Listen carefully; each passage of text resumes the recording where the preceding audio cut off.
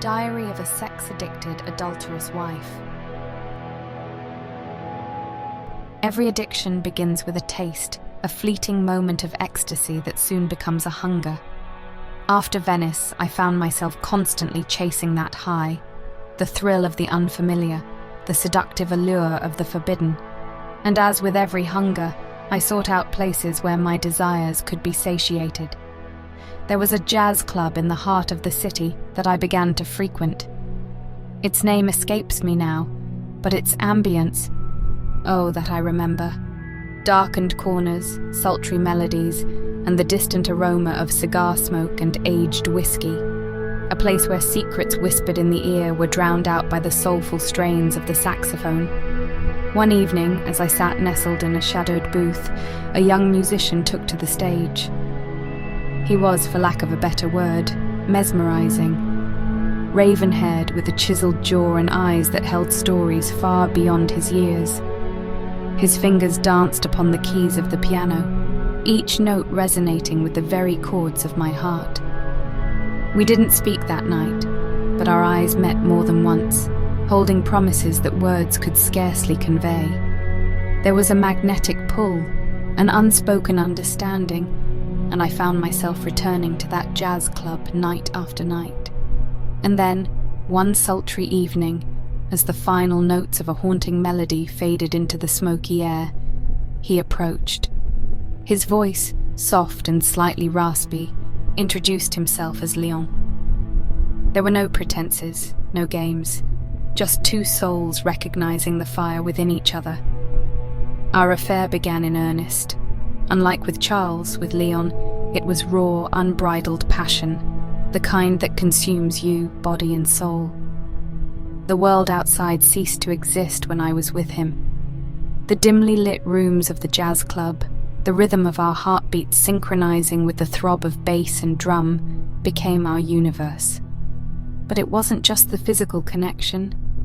Leon, with his youth and his passion for music, brought out a wild, carefree side of me that I had long buried beneath layers of societal expectation.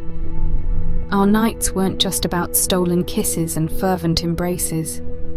They were about freedom, about losing ourselves in the music and each other. Every moment with him was like a stolen piece of time, one that I knew couldn't last.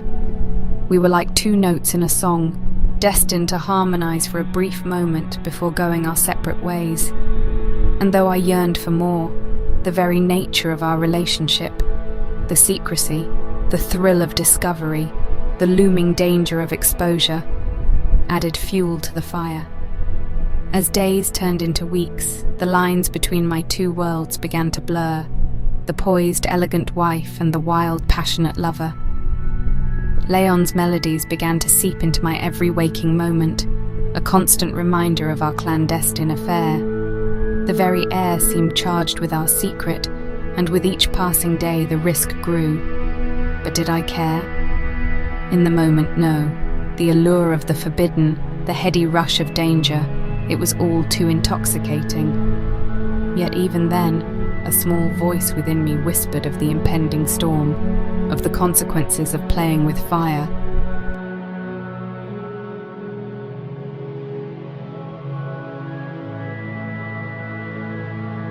Julian's world was different from anything I'd ever known. A realm where passion flowed freely, uninhibited by societal norms or personal restraints.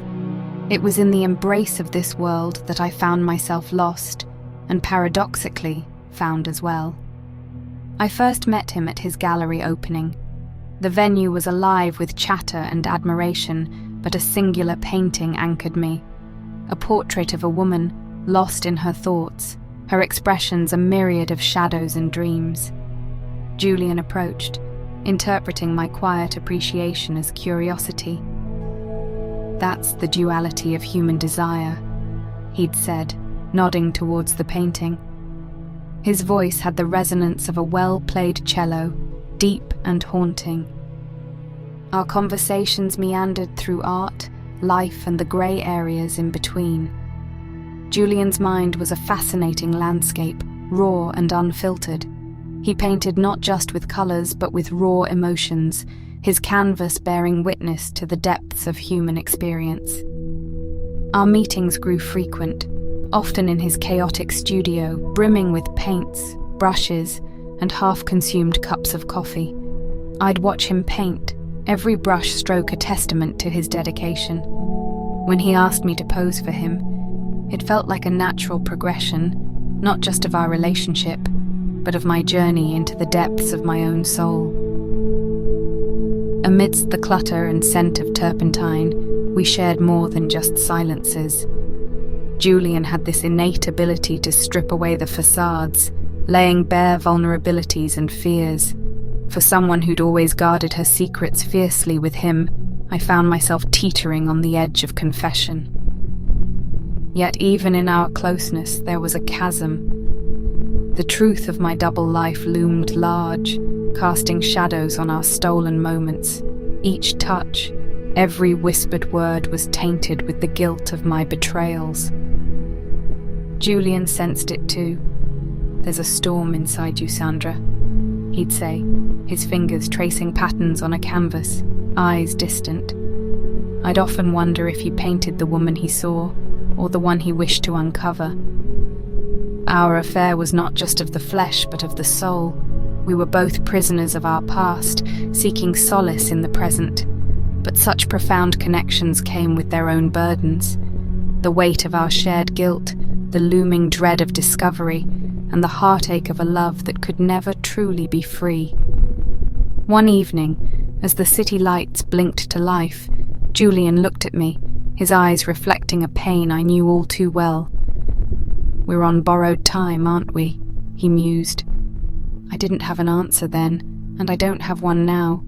But in the tapestry of my life, Julian remains a vivid, indelible shade, a blend of passion, pain, and the poignant beauty of an artist's obsession. This is chapter 2 of a 6-part short story. The next chapter is chapter 3. If you like this chapter and would like to hear the other 5 chapters or more stories of love, betrayal, cheating, and candid confessions like this one, please make sure you subscribe to the Romance Diaries on YouTube.